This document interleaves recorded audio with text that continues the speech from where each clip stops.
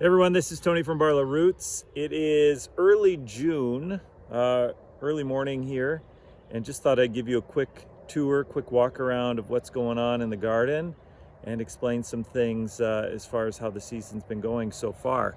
So I'm starting out here in our, what we call our salad beds, and these are our most productive beds on the whole farm.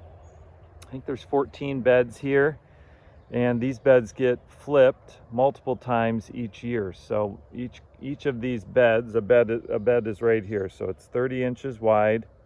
And we have a 12-inch path and then another 30-inch wide. Each one of these beds will be flipped 2 to 3 times this year. And most of these beds, this one's included and this one, have already had crops in them that have come and gone. So here's what we have in this bed. We've got garlic. We've got a poorly germinated carrot bed. This is a head lettuce bed with green onions in between. Can you see the green onions there? So that's a bed where we're getting 2 crops out of one bed. This bed we just terminated, that was spinach, so we need to get something planted there. Here's a bed of spinach, a bed of radishes. This was our first crop of arugula that we need to get replanted. Here's the next this will be the salad mix we're eating early next week. Here we have bush beans. So we'll have some green beans here soon. Those have survived. Usually rabbits eat those. And our rabbit population's down, so that's great. Here's the next succession of salad mix. So this will be ready in a couple weeks. This is our super salad. And we have another moderate bed of germination carrots, and then a pretty good germination bed of carrots, and then kale on the end. And then on the far end under that net is our Swiss chard as well. Our orchard is doing awesome. This is more of a homestead project for us, but we will have a really nice crop of apples this year. Let me see if I can show you this. So this is our pears, and our pears were hit by that frost. And so you can see the coloration there on that baby pear, and that was not going to make it, even though I just picked it. But so that coloration means that was hit by that late frost that we had, which we were wondering if we would have some effects on that. It looks like our apple crop will do really well through that. We've got a bunch of brassicas planted here, broccoli. I think this is mostly all broccoli.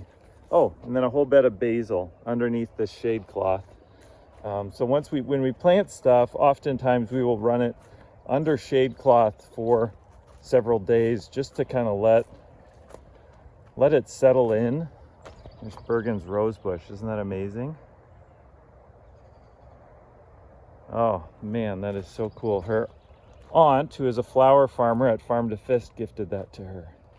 It's been growing amazing. Cilantro, dill, we've had both those in the stand, and this is our tomato tunnel here. So it's a little weedy right now, but you can see we've got, these will be our first cherry tomatoes coming, and the tomatoes are probably about 3 feet tall for the most part. Our cherries are doing really well, and then our slicer tomatoes look pretty good too. So we've got them all trellised to the ceiling in here. Just over between 300 and 350 tomato plants in that tunnel that I know you guys love. We've got our rhubarb here, which we've been harvesting from, and we planted more rhubarb because we love rhubarb and we know you do too. So this little weedy bed here, we've transplanted a bunch of additional rhubarb that'll be providing for us in years to come. We've got a little bit of a walk ahead of us to get to the other tunnels. Look at this great big bumblebee. This is a plant called comfrey, which is a really good homesteading crop. Brings nice nutrients to the soil, so we'll cut that back and put the stems beneath our apple trees over here. And it'll kind of add some good nutrients to the soil. We've got 1 cherry tree left in the orchard, otherwise we're all apples and 2 pears, but this is our 1 cherry tree left. This whole project in this part of our farm was mostly cherry trees. So we had upwards of about 28 to 30 cherry trees at one point, and they all have died of disease except for this one, which is really cool. So hopefully he makes it. Here's some of the baby apples we've got coming. You see him? There he is. So it'll be fun to watch those grow into our new high tunnel here. This one, if you've been hanging around, we built last year.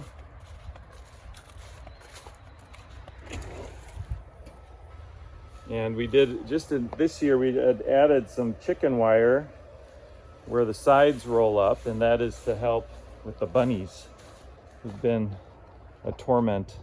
So we've already started picking these carrots. We got 2 really nice full beds of carrots there. This is our pepper bed. We've got eggplant going there. This is the last of our indoor salad. So this salad we've been picking off for the whole month of May and into June, and now it's done. So we will terminate that bed and get something new in there. We've got more tomatoes in here as well. These will be determinant, nice red, round slicing tomatoes, which I know a lot of you love. And this space here, this is a separate room. This is where eventually we'll have tables set up, and we will do some seed starting in here, which will be really nice. That's a project we're still working on. Got a few beds tucked between the tunnels here. I believe this is going to be another crop of super salad.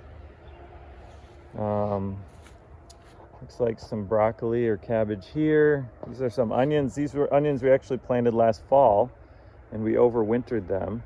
Ingrid Head, I think, is going to be selling those soon. Looks like some bok choy under that insect net. So both those are covered with insect net, which will keep the bugs off, keep the leaves looking nice, and that's one of the ways we work hard to not have to use any sprays here, as we protect stuff with netting instead. This is a bed of turnips, and we've got our cucumbers, and this is one of our struggles so far this year, is our cucumbers are just pretty far behind. So they will hopefully be catching up here soon, but we'll be a little late to the party on cucumbers. Peas are here, trellised up, and then more tomatoes. These are actually the tomatoes that go into our tomato basil soup.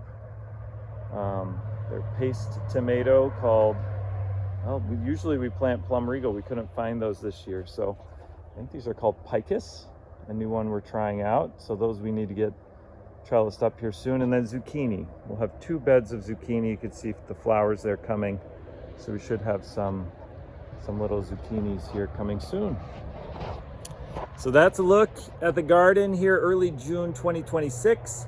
For the most part, things are looking really good. We were behind quite a bit because of the several cold weeks we had, but everything's catching up, and that's just kind of the game you play when you're gardening and farming. These tunnels we have up help us a ton as far as controlling the climate just a little bit, but when it gets cold like that, there's not much even the tunnels can do. So thanks for checking out this video, and thanks for stopping at the farm stand when you do. We always love your support, and yeah, we'll keep growing and keep selling, and hope to see you there. Thanks so much.